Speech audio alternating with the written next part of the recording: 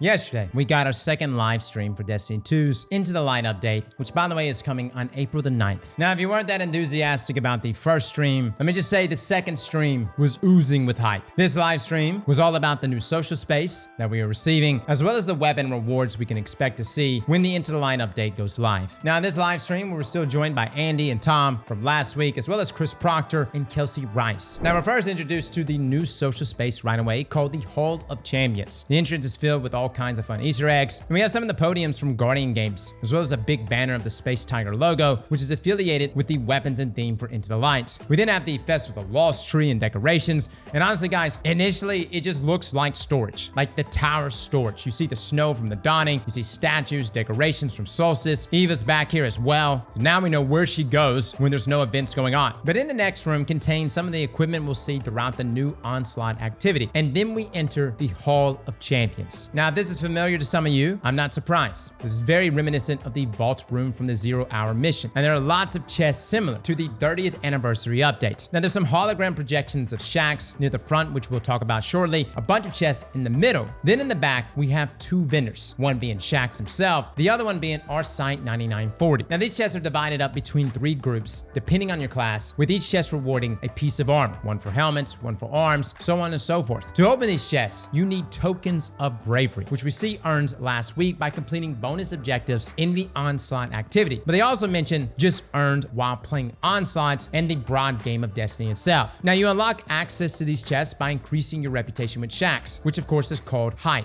The helmet chest requires rank 14 and 50 trophies of bravery. Class item requires rank 4 and 50 trophies of bravery. Now, we didn't get to see the rest, but I imagine every couple ranks you'll gain access to new sets of chests. Now, they showed off the Hunter armor, and all of these sets are inspired by year 1 of Destiny 2 called the Parade Armor 2.0 sets. And it actually looks really nice, guys, especially considering all of this is for free. Now, as we move to the back of the room, we have two more chests, one which just gives out a random weapon similar to what we had for Days of Eternity in the social space. But then there's this last chest. This right here is going to be great for my returning players. Bungie is bringing back the Gift of the Thunder Gods, which by the way, the last time this was around, it contained armor, as well as 5 weapons and an exotic armor piece, as well as Thunderlord to either use or infuse into something else. The main reason why this chest exists, guys, is to bring you up to power level, most notably to the powerful cap. This will allow you to jump into the Into the Light update and have at-level gear and at-level weapons. So whether you're an old player that hasn't played all year or since Lightfall, or even if you haven't played since like Shadowkeep or something, this is a great update to just come back and dip your toes in again, right? Considering 1, it's free, 2, there's no power level wall here to keep you from jumping into the new content. Now, we got a preview of our two vendors, starting with Shax, who is opening up his Brave Arsenal for us, which is what our weapon set is called. At Shax, he has bounties for us and lots of rewards to be earned as we level him up. Now, there's Ingrams, trophies, and bravery tokens, and these cards with armor on them, which we're just assuming gives us a piece of armor. Now, we also have an Ascended Alloy, Ascended Shard, and an exotic Ingram. Then, at the very end of his reward track, we have the Super Black Key Alpha. This is at rank 17, and this says we need 2 of them. The other one being earnable with our site and their weekly weapons quest, as this unlocks access to the Super Black Shader, which by the way, looks amazing. Look at this.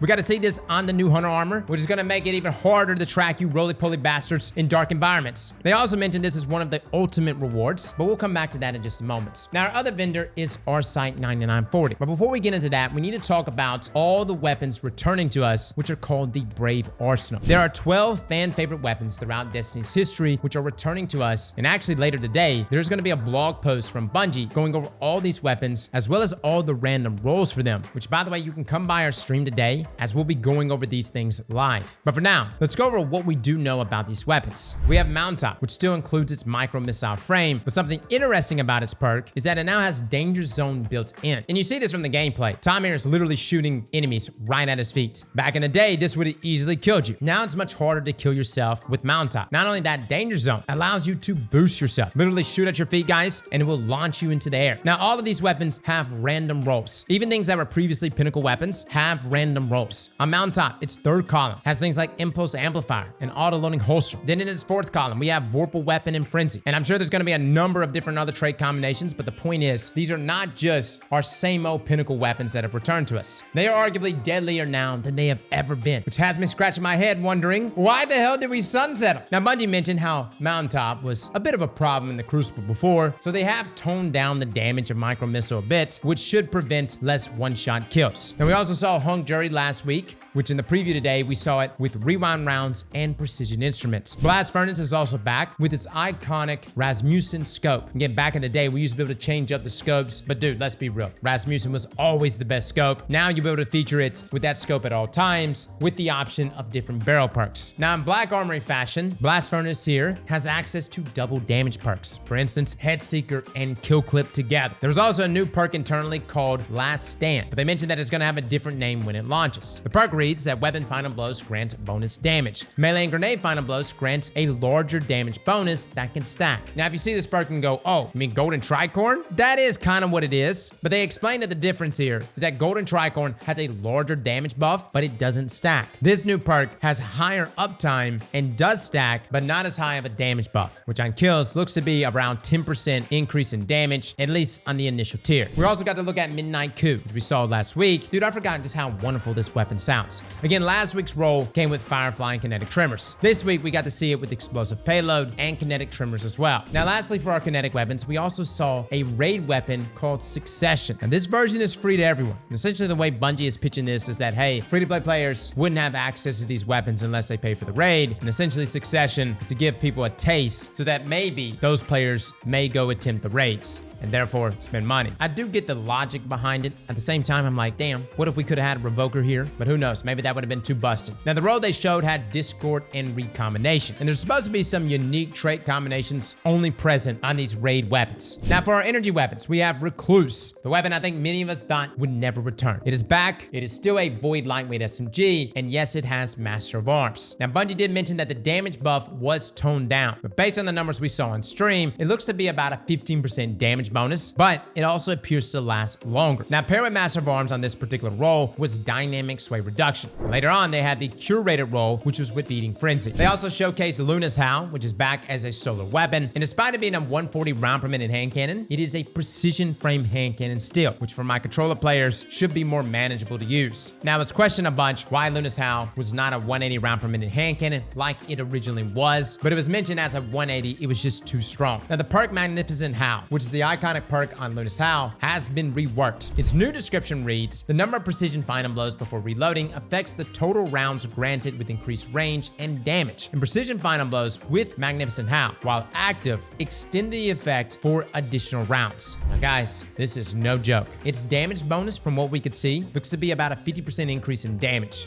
and does not go away when stowed. Now joining Magnificent Howl in the fourth column, we have perks like Kill Clip. In column 3, we have Slide Shot and Heal Clip. I think the main thing we're questioning, how would this work with things like Lucky Pants? Could be some crazy damage, guys. Next, we have Elsie's Rifle. This has been renamed from the Stranger's Rifle back inside of Destiny 1. Again, the same gun model as No Time to Explain. It's a void high-impact pulse rifle, and the devs mentioned they try to get it as close to its D1 feel, but in our current sandbox. This particular role had Zim Moment and Desperado. They also mentioned it can have things like reround rounds, just like the Destiny 1 version. Now, let me just say, just looking at this thing, guys, I think it's going to be an absolute laser. Arguably the best high-impact pulse rifle in the game. Again, No Time to Explain, but with traits. You know it's going to be nasty. Then last up for our energy weapons, we have Forbearance, a raid arc waveframe grenade launcher that is now made free for everyone. Now, the difference being here is that its perk options are a bit different, and of course, it has an origin trait. They showed off Disruption Break and Chain Reaction, which of course would have very deadly synergy together. Then for our heavy weapons, the Legend Edge Transit has returned. It is a void heavy grenade launcher. Now, let me just be frank, Edge Transit was never meta. The only reason why it's a meme in the community was because it literally dropped all the time. We were constantly deleting Edge Transits. However, it may seriously be a contender as one of the top heavy grenade launchers in the game. One of the roles they showed off was Cascade Point, Auto-Loading Holster in column 3, with Frenzy and Deconstruct in column 4. Falling Guillotine is also back, which is still a void vortex frame sword. It had things like Eager's Edge and Chain Reaction. They mentioned it can get things like Repulsor Brace and destabilizing rounds. And funny enough, they're slapping sword logic on this weapon. This is the first weapon outside of Crota's End gear that can get this exclusive perk. Kind of makes sense considering it's a sword. Logically, it should be there, right? Lastly, we have Hammerhead, a void machine gun that was a legend in the past. And guys, it's better than ever, man. Bungie's literally rolling out with the combo of Rampage and Killing Tally as the first roll we see. Titans break out that Actium rig. And you know, I had no intention of replacing my commemoration until I saw this roll. Now, all of these weapons come with the new origin trait Indomitability, which reads, Final Blows grant grenade energy when playing with a light subclass or melee energy when playing with a dark subclass. Now, to what degree that energy is, we'll just have to test it out. Now, we got a bunch of gameplay from these weapons, but nothing really crazy since it was just normal all sectors on the EDZ. Now, the developers did go on to say that it was difficult to narrow down a list to only 12 weapons, but they think they did a good job. And essentially, these weapons are meant to celebrate the first 2 years of Destiny 2. Now, for weapon types with overlaps, such as there being 2 hand cannons, 2 pulse rifles, they assign them to different devs, and the goal is for them to have a different purpose in the sandbox. They also wanted the weapons to retain their most iconic perks from back in the day, plus new perks being introduced. Now, none of these weapons will be craftable, but get this, guys, they will all retroactively have their perks enhanceable in the final shape. Bungie is also going to be giving us 100 vault spaces in the final shape, therefore encouraging us to farm for these weapons. Dude, I don't know about y'all, I am rolling up into the final shape with 600 out of 600 in my vault. I'm ready. Now, that's not all for the weapons. There's also going to be a feature to help you farm for the weapons you want, as well as an exclusive variant of these weapons, which brings us back to the curated roles, something of which Bungie has kind of steered away from over the past few years. Our other vendor, Arsight, has the other key to access the Super Black Shader, along with more bounties and some quests for us to complete, which will reward us with these limited edition variants of our Brave weapons, which will be exclusively earned up until the release of the final shape. That's right, guys. You only have from April the 9th to June the 4th to earn the limited edition variants. Now listen, don't let the FOMO set in too hard. I honestly feel like the random rolls for these weapons are going to be better than the curated rolls anyways. The curated rolls are just like a way of getting in there and just getting a lockdown on a good roll no matter what. Now, I believe these quests will rotate weekly, as they're only 4 at a time, and there's going to be 12 weapons in total. They seem pretty straightforward though, with the first step being to get precision kills in onslaughts or regular kills in a different activity, and completing these quests will give you the curated versions of the limited edition variants, which if you notice on their icon, they have a little extra shine to it with a different ornament and shader to match. Now, for the curated versions, again, they are meant to be that 70 to 80% of a god roll, but not quite the godliest roll. Again, on Recluse, it had its OG roll of Feeding Frenzy and Master of Arms. And the goal here is so that you're not completely at the mercy of RNG. Now, these can also drop randomly on their own, and those limited edition versions will come with double perks in columns 3 and 4. Now, I'm not sure if this is supposed to be the other ultimate reward talked about earlier, but we're all speculating we're getting some exotic back. Again, it's either going to be Red Death or like Whisper of the Worm craftable. We'll see. Now, you can change the shader to be something else if you don't like the limited edition look, but you can't use the limited look on another weapon. Some of the old ornaments for these weapons will also be returning, which the devs joked that anyone looking in the API may have already noticed they'll be entering the Eververse store soon. Again, this is why we're speculating we're going to get a craftable Whisper of the Worm. Now, as you complete these weapon quests, you'll also unlock the ability to attune your weapon, which will then increase its drop rates. You can do this at any time for free, by the way. No currency needed. As long as you have the attunement for the weapon unlocked, you can do it. Simply just attune your desired weapon by interacting with one of these Shaxx holograms at the front of the Hall of Champions. Now, you'll be able to earn these weapons from chests within the new activity Onslaught. And every 10 ways when you defeat the boss, a chest will spawn, with the legendary version having 2 chests. Now, if you make it all the way to the end, at wave 50, there will also be a bonus chest. And they mentioned those who complete the activity on Legend will be well rewarded. And believe me, guys, I'm sure it's going to be very rewarding, just considering how rewarding the coil is. So that is everything from yesterday's stream. Again, there will be a blog post later today. We'll be reading all that out, going over the random rolls. We're also going to be live, so feel free to come join us. And again, next week, we'll be getting another live stream from Bungie, which is going to be going over our exotic mission content, as well as the craftable weapons coming with them. They're also going to be going through the upcoming PvP map pack, which is going to be dropping in May. And they mentioned there may be some additional surprises as well. Well, fellas and ladies, thank you all for coming and watching. And as always, slap that like button like your mama told you right.